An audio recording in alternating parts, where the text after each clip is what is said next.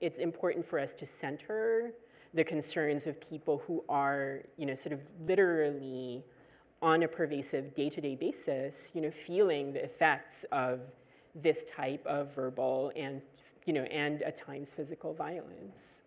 So didn't Caitlyn Jenner make all of that right? Right. Yeah, Caitlyn Jenner.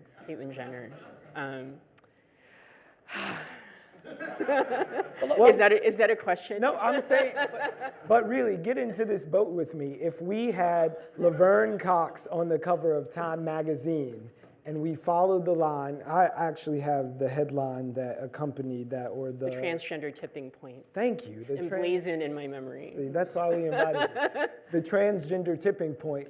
So we go from that tipping point to Call Me Kate. Right. Is that progress? Or what sort of progress is it?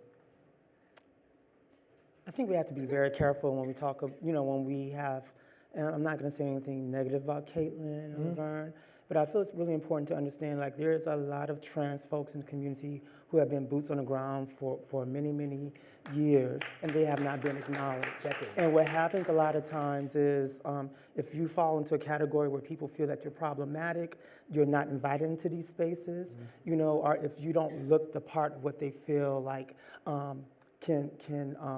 that is commercial, where people can relate to you. Because there's a lot of trans folks who are not able to have the surgeries to affirm themselves the way that Caitlyn and Laverne have, So we have to be really careful and not be misled by someone's aesthetics and understand that at the end of the day, for every, especially Black trans woman you see out there, more than half of us are still struggling. We're unemployed.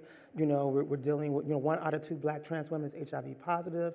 So, at the same time, I think it's great that people are celebrating us, but they're not investing in especially Black trans women. And that's where a lot of the work has to get done, is in investing.